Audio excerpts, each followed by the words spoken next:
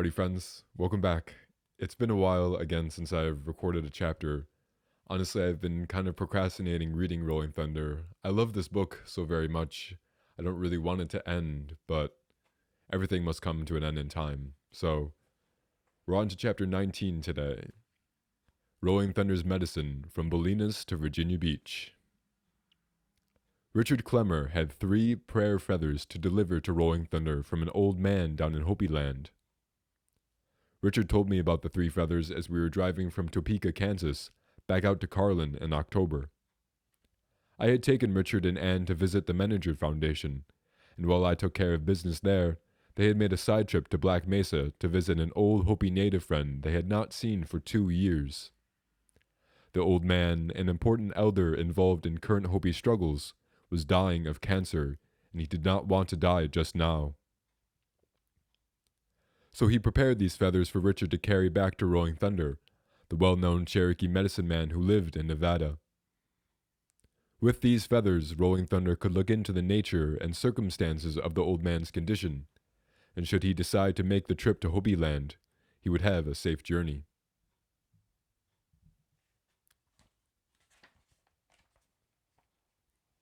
It was an early evening when we reached Carlin. The October sun had already fallen behind the distant hills where we had spent the summer. We settled in and put together an evening meal. When we finished, we thought about going to Rolling Thunder's house. The 3 feathers had the top priority, and we decided Richard went alone to deliver them. He was gone a long time. I knew Rolling Thunder was home, but I also knew no one rushed a subject with the medicine man. There was always waiting to be done. We began the process of re-establishing our Carlin headquarters, but there was the question of how much to unpack. If Rolling Thunder should agree to make the trip to Hopi Land, we hoped the trip would be soon and that we could go with him. Richard returned from Rolling Thunder's house with no answers. Rolling Thunder would take the traditional 3 days to look into the matter. We decided to unpack and make no plans for a trip to Hopi Land. Richard felt that all was not well at Rolling Thunder's. Nothing had been specifically mentioned, but Richard thought the energy and good cheer that were usually a part of the place were missing. The following day, Ann and Richard and I went to Rolling Thunder's house and spent most of the morning playing with the dogs. There was no sign of life inside. Richard's dog, Turtle, was tied on a rope because dogs caught running loose in Carlin were impounded by police. Turtle's one surviving son, Garnet, was too small to go far, so he was allowed to run free. One of Rolling Thunder's largest dogs, who had lived with us at camp, was back on his rope and having a hard time readjusting to the confinement. Matus, the beautiful German shepherd, spent his days on a long chain that reached to the door of Rolling Thunder's private house. At night, when he was not inside, he slept under the house trailer. Rolling Thunder's own philosophy did not provide for keeping animals so confined, but he had been fined several times. Only Brandy, the Saint Bernard, could be trusted not to wander. Rolling Thunder needed his dogs. He, his family, and his property had been subject to various kinds of mischief and hostility. Those who came to snoop or steal were merely annoying, but those who came to damage the houses or the cars were potentially dangerous. Sometimes lug bolts on the cars were loosened or wiring systems tampered with. On one occasion, when Rolling Thunder was about to leave on a trip, he had found that his steering column had been sawed. Only his consistent intuition had saved him from disaster. Spotted Fawn came out of the house while we were with the dogs. She told us that Rolling Thunder was awake and that he would probably rest all day. But soon Rolling Thunder came out of his place and walked across the road to the main house. He gave his usual warm greeting as he passed. We all went inside for some small talk and Spotted Fawn's good coffee. A strange gray statue, perhaps a yard high, was standing just under the outstretched wings of Rolling Thunder's huge stuffed eagle in the living room. It looked like an oriental image, a Hindu figure, perhaps a Bodhisattva, but it was capped with an American native headdress of painted feathers. None of us asked about it. While we sat in the chairs in the center of the living room, the statue was against the wall behind us. Rolling Thunder began telling a story of an encounter with a black magician that he had. Rolling Thunder began telling a story of an encounter with a black magician that had occurred while we were back in Topeka. Saying something about the tools of magic, he nodded towards the strange gray statue. Members of the Grateful Dead rock group, past and present, were Rolling Thunder's friends. He called them the whole Grateful Dead family. The group maintained a sort of headquarters in San Rafael, and many of the family lived on a ranch in Novato. Just before we left for Topeka, Rolling Thunder got a telegram from the Grateful Dead. "I'll get out there as soon as I can get away," he said when the telegram came. "Seems like they've got some kind of problem, but I can't take off just like that." A second telegram came 2 weeks later, and he left immediately. "I had a feeling I was really needed," he said, "so I decided to show up." There was no one there when I got there. The place was abandoned. I didn't know what was going on. Even the growing things were beginning to die. He said he had searched the house and the grounds trying to find some clue.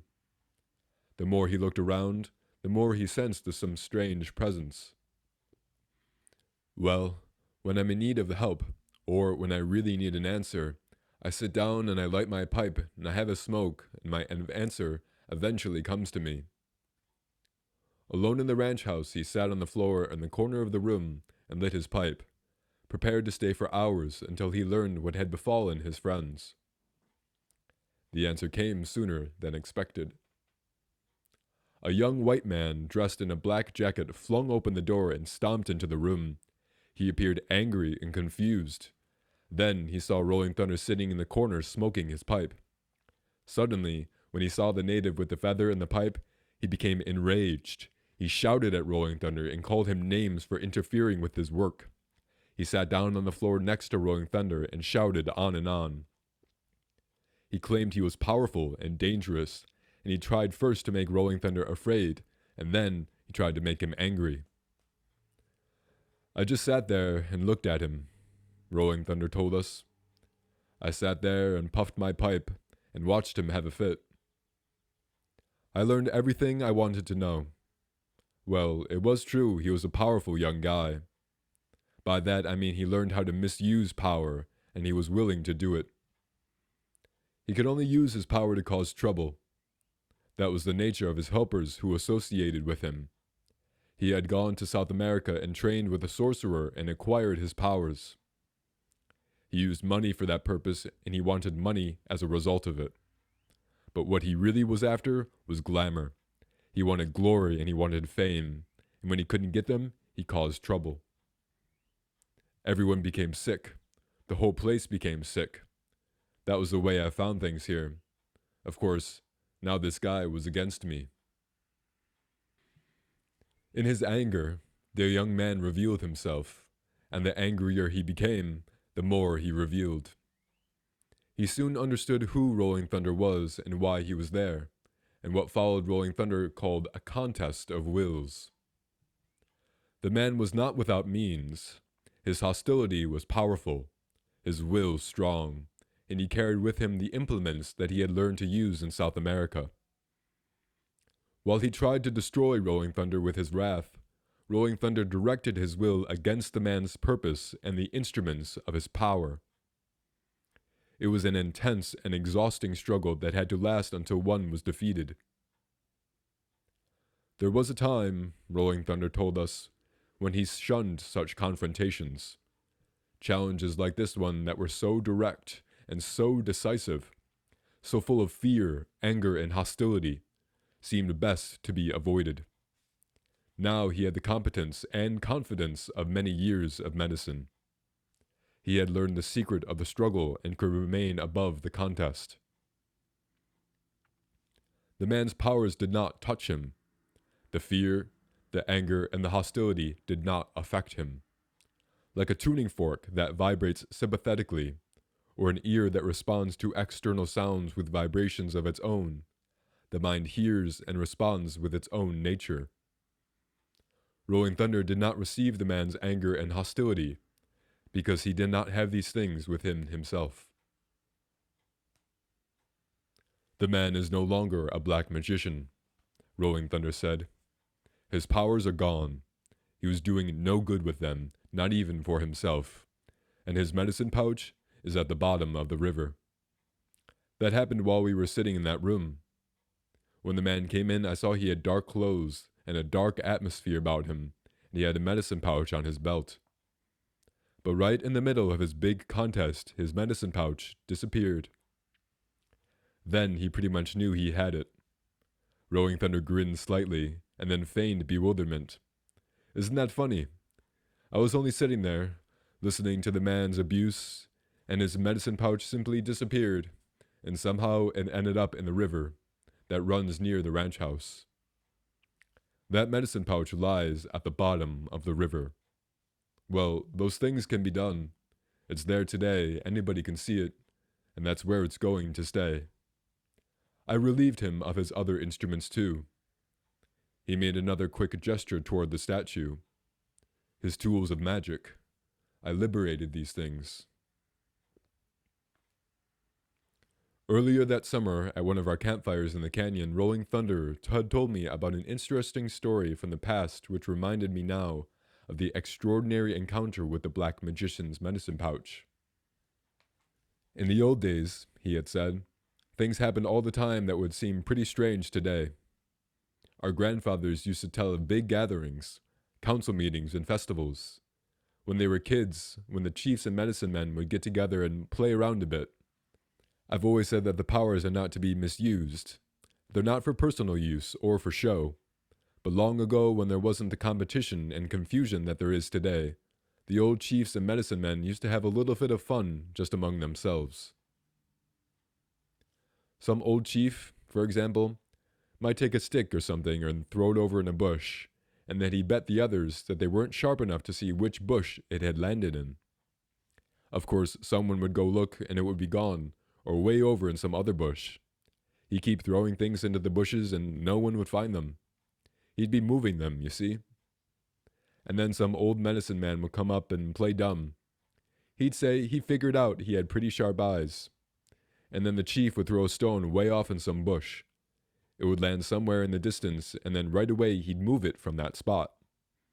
The old man would run out there while all the others laughed, and the old man would be moving the stone as he ran, right back to where it landed. Then he'd come back with the stone and all the sticks and everything that had been thrown into the bushes, exclaiming they all landed in the same spot, and everyone would roll with laughter.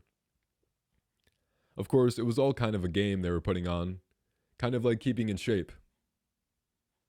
Rolling Thunder had said all he was going to say about the young sorcerer. Spotted Fawn brought me another cup of coffee.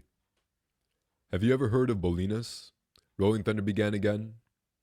A beautiful little place up north of San Francisco. I've often dreamed about that place. On this last trip, I found it. Of course, I didn't know the name of the place until I got there. Didn't even have any idea where it was. He interrupted himself suddenly and walked out of the room. 3 cats jumped up into his chair and made themselves comfortable. When he came back, the cats scampered away. This is the place, he said, handing me some picture postcards. This is Bolinas. Pretty as a picture, exactly as I had dreamed it. I knew the place at first sight, knew it was the place I'd been waiting to get to. Funny thing too, the people I met there had been waiting for me. We looked at the postcards while Rolling Thunder told us about what had happened at Bolinas. When we finished with the black magician, Rolling Thunder figured... We looked at the postcards while Rolling Thunder told us about what had happened at Bolinas. When he finished with the black magician, Rolling Thunder figured his work with the Grateful Dead was done, and he decided to leave. As he started out, he was struck with the idea that a certain place he had often dreamed about was not far away. The small town of Bolinas is on a tiny finger of land that juts out into the Pacific and points south down the coast toward San Francisco. From the roads that run through the wooded hills, you can look out over the blue water and see the Audubon Canyon Ranch, just across the Bolinas Lagoon. Multitudes of birds come here and rest and feed, and American egrets and great blue herons make their homes. By night from these hills, you can see the distant glow of city lights. Children with long hair run barefooted in the streets between the beach and the hills, spontaneous and carefree as the many dogs at their heels. Rolling Thunder recognized this place. He knew that in the old days, medicine men had come here to find herbal medicines with special powers that grew nowhere else. This was one of the energy centers of the body of the earth. I asked the first person I saw what the name of this place was, and he told me I was in Bolinas. Well, I walked around and talked to a few people, and then I met some doctors who operate a little medical clinic there. It's no ordinary clinic, and they are no ordinary doctors. Well, they're regular MDs with all the establishment credentials, but they know a lot more. It was because of this, Rolling Thunder explained, that these doctors were able to recognize a case of possession when they saw one. A young lady they had treated had been behaving in a very unpredictable and puzzling manner for some time, and finally succeeded in hanging herself. One of the doctors found her and tried in vain to revive her with mouth-to-mouth resuscitation. When the doctors who had attempted the resuscitation assumed her strange expression and began at once to display the same puzzling behavior, the doctors were willing to hypothesize that the young lady had been possessed and that the doctor had acquired her entity. This was another case of my being where I was needed, Rolling Thunder said. They were doing what I guess you people would call praying for help when I showed up. I watched them at work in the clinic for quite a while, and I was pretty impressed with what they were doing and the way they were doing it. So I told them who I was, and they knew I was the one they were waiting for. They told me the story about the girl who had possessed and hung herself, and they told me how the man who tried to revive her had changed completely. His face, his speech, everything. His wife was sure there was another being in her husband's body. This had gone on for a couple of weeks. The doctor's wife and children were frightened. The whole town was alarmed, and the other doctors were uncertain what to do, especially if their theory was correct. They asked me if I would do something for this sick doctor, and I said, well, there might be something I can do all right, but if I'm going to doctor one of your doctors, you might just want to make me an official member of your staff, or an advisor or something. Well, they thought that might be a good idea, so I'm on their staff now. There was a Native American ceremony for exorcism of the spirit. Rolling Thunder did not describe the details of the ritual except that it included a fire on the beach. That was a tough job, and it took a long time. The spirit was a very strong spirit with a powerful and dominating will. The doctor's own spirit was there all the time, but the other one completely dominated. I could see both beings. They were both there. There are many cases of two spirits occupying the same body, and often one will dominate and then the other, because they're struggling for control. Well, the other spirit did not want to give up.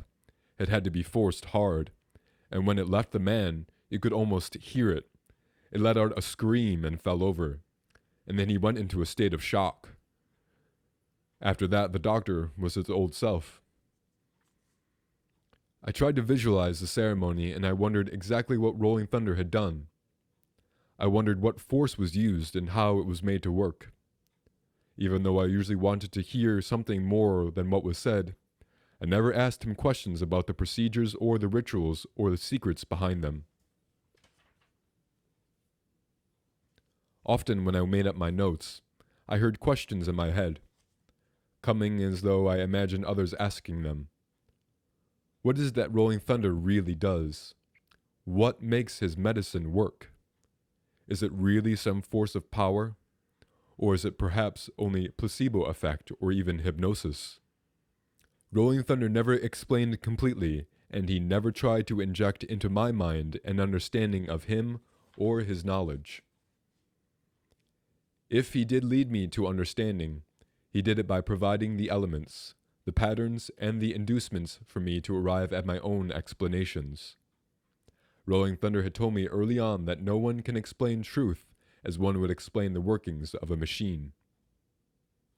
I was beginning to feel that I was approaching some explanations of my own, but now more than ever, I felt the need for something more from Rolling Thunder. He watched in silence that followed his story, and presently spoke again as if to answer my questions.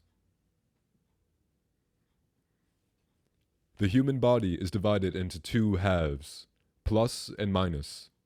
Every whole thing is made up of two opposite halves. Every energy body consists of two poles, positive and negative. We can control this energy just like we learn to control our physical bodies. And by controlling this energy, we produce forces. We can learn to control these forces. So in a way, we could say we're working with a kind of electricity energy. You see me spit on the palms of my hands and hold them up and slap them together. At least that's what it looks like to you, right? That has its own use and its own meaning, but you might say it's a kind of helper. He paused and looked at his open hands. His face was intent, but also relaxed, almost benign. At that moment, I could lay one hand on a man and give him a dangerous jolt. And I don't mean just on the bottom level. That young magician at the ranch, that former magician, I should say, he knew some medicine, but he used it in the wrong way. The same principles are always at work, the same techniques, and they can be used for good purposes or for bad. So there's good medicine and there's bad medicine. This idea I found in some modern people that there's no good or bad, that it's all the same, it's pure nonsense. I know that what they're trying to say, but they don't understand it. Where we're at here in this life, with all our problems, there's good and there's bad, and they'd better know it. As long as so many people accept this modern-day competition, willing to profit at the cost of others and believing it's a good thing, as long as we continue the habit of exploitation, using other people and other life, using nature in selfish, unnatural ways, as long as we have hunters in these hills drinking whiskey and killing other life for entertainment, spiritual techniques and powers are potentially dangerous. The medicine men and traditional natives who know many things also know that many things are not to be revealed at this time.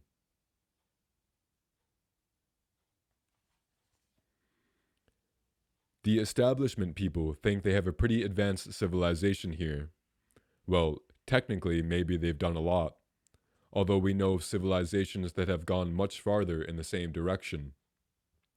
In most respects, this is a pretty backwards civilization. The establishment people seem completely incapable of learning some of the basic truths. The most basic principle of all is that of not harming others, and that includes all people and all life and all things. It means not controlling or manipulating others, not trying to manage their affairs.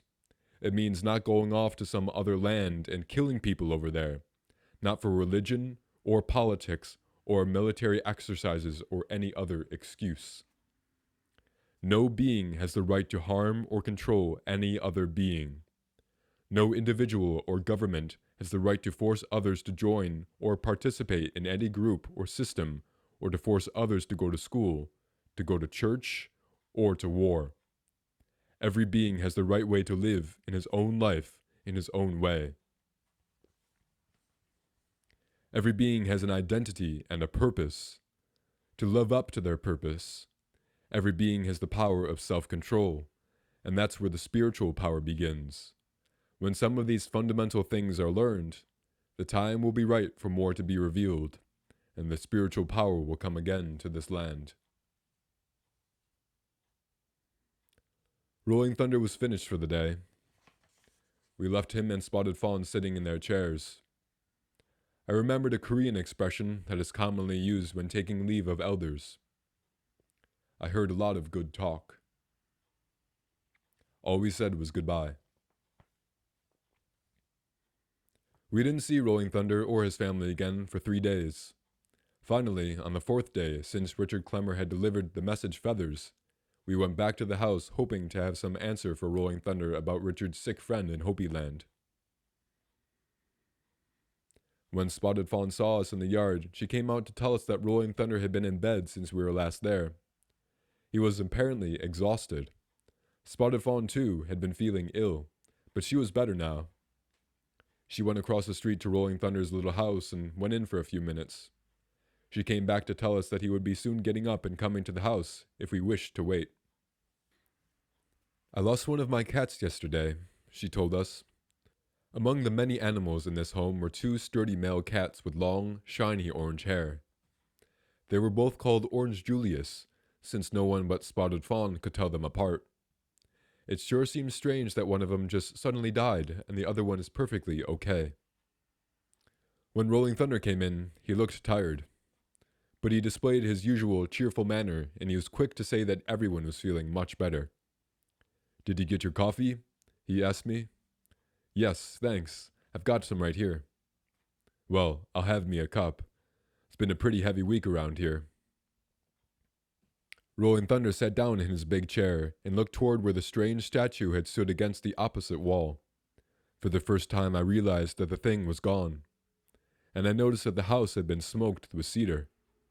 The house was cedar smoked with such frequency that we had become accustomed to it.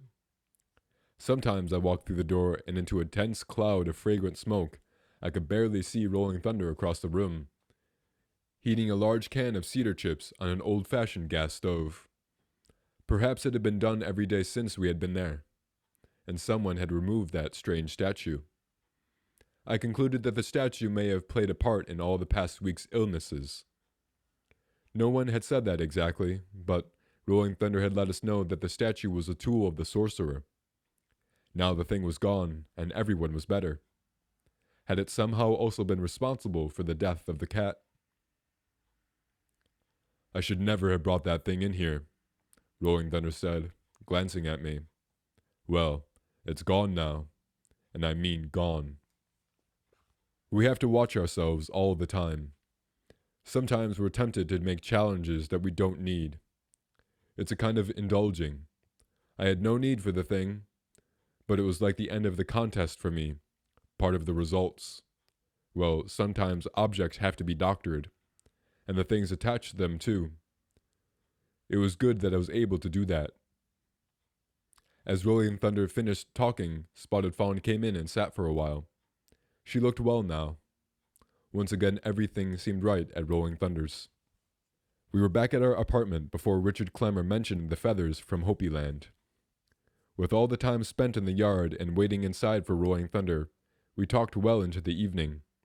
The sky was turning gray. What Richard had wanted from Rolling Thunder was to hear what he had decided about his Hopi friend. Richard had an urgent feeling about the old man. He was disappointed not to have some decision from Rolling Thunder. "Well, why didn't you ask him?" Anne said. "The 3 days have passed. You certainly could have said something." Richard was not sure. I could understand his feeling. In dealing with Rolling Thunder, we had all learned never to feel impatient or appear pushy, but to just trust his sense of the right time for everything. Rolling Thunder would not likely have forgotten the Hopi medicine man's request. Richard decided he would ask. He did have a certain responsibility. His friend might be wondering whether the message had been delivered. Richard also needed to know if he had to plan a trip to Hopi Land. So he went back alone to talk to Rolling Thunder. A few minutes later, he returned to tell us what Rolling Thunder had said. He had told Richard that his Hopi friend was involved in a very vast and complicated struggle that was taking place on many levels. The old man's cancer was only a small part of his whole struggle, and he explained that things like this needed to be seen in a wider context. It is always necessary to be aware of and consider the entire situation. It is always necessary to be cognizant of what the spirit wants. It is a mistake to think that the only way to help a sick man is to take away the illness. After Rolling Thunder said this, he was silent for so long that Richard got up quietly to leave. Anyway, Rolling Thunder said, it's already too late. The old man is alive now, but he'll be gone before we could get there. We learned later that the old Hopi died the following day. At Christmas, Anne, Richard, and I were again at the Menninger Foundation in Topeka. At that time, Charles Thomas Case, Edgar Case's grandson, who had been at the Council Grove Conference in April, had invited Rolling Thunder to the Edgar Case Foundation in Virginia Beach, Virginia, to speak to the Association for Research and Enlightenment. After Christmas, I traveled back to Nevada alone, and Rolling Thunder told me about the healing ceremony he had performed at Virginia Beach. He had asked that 4 people be chosen by doctors at the conference, stipulating that the patients should be persons who were under the care of doctors and who had medical problems with medical histories. 3 patients were selected before the healing ceremony was scheduled. The 4th had not been decided upon. Before the ceremony, Rolling Thunder announced who the 4th person would be. I will pick the 4th one myself, and he will be the first, he said. Standing on an open hillside with many people gathered around, Rolling Thunder described the man so he could be found in the audience. He made his own hands look gnarled and twisted, and he held them up in the air so everyone could see them. His hands, he told the gathering, look like this. He keeps them in his pockets at all times. He's not going to do anything to help you find him, so look for a man with his hands in his coat pockets. The man was brought forward and Rolling Thunder performed his ritual. As always, he told me almost nothing of the procedure. But I had seen and heard enough of his work, and I could almost see the entire scene in my mind. What Rolling Thunder did mention was the smell. I smelled those crippled hands and the ill forces that were holding them that way. The stench was unbelievable. It was so terrible that for a moment it almost stopped me. Rolling Thunder talked about the man and his condition. He mentioned details that were hard to believe he could know about. Today, the man is all right, he concluded. His hands are normal. That is something that can be checked out. These were all people who had their regular doctors and medical histories, so this can be documented. Again, Rolling Thunder had ended an account in need of further explanation. How had Rolling Thunder chosen this particular man, and why? How had he known about his condition, even that he would not come forward? It was several weeks before I heard from Rolling Thunder the part of the story that answered my questions. In the context of some other conversation, Rolling Thunder mentioned the man again. He told me the story just as before, but he went on to say that during the night the man had come to the room. He told me the story just as before, but he went on to say that during the night the man had come to the room where he was staying in Virginia Beach and had awakened him. Here the story became puzzling. Rolling Thunder said the man was persistent, almost demanding that he help him, but then he claimed that the nature of the man's personality had made it impossible for him to come forward to ask for help. Rolling Thunder noticed my bewilderment. Then, instead of saying the man, or simply he began to say the spirit. The spirit was so forward and the personality so retreating that it caused additional problems for the personality, and these problems, such as the crippled hands, only compounded themselves. The spirit became strong and demanding. Of course, the spirit's purpose was to help the man. But it was the man's spirit, wasn't it? I asked. It wasn't some other being. It was the spirit of the man, and so this was the spirit's problem. And it was so persistent, it came right into the room where I was sleeping. I got up and it went on, even followed me right into the bathroom, insisting that I agreed to help him. I agreed, and it still went on, insisting that I promise to help. Then did the man remember it? At the healing ceremony, did he remember that he had asked for the help? The man never knew about a thing. The man was not aware. Then it occurred to me that this was not merely a problem of logic, but had something basic to do with how Rolling Thunder knows what he's treating, how he knows what's wrong with the patient. Dr. Elmer Green had already thought of that question, and he had asked me, how does Rolling Thunder diagnose? Apparently, one way was by communication with the spirit. That was not really an explanation, but then Rolling Thunder would not need any explanation. He was merely doing his medicine. Others could explain it however they wished. During my association with Rolling Thunder, I frequently met people who had been present at Council Grove or at another ceremony at which Rolling Thunder had performed a healing ritual. Many of them wondered if these healing rituals could be considered valid tests, whether the effects could be substantiated or whether some kind of placebo effect had been taken place to account for the apparent improvement. But a healing ritual is not a test at all. It is simply the healing of someone who is injured or ill. And that is the end of chapter 19, my friends. We will be back again much shortly than last, I promise. Niawa.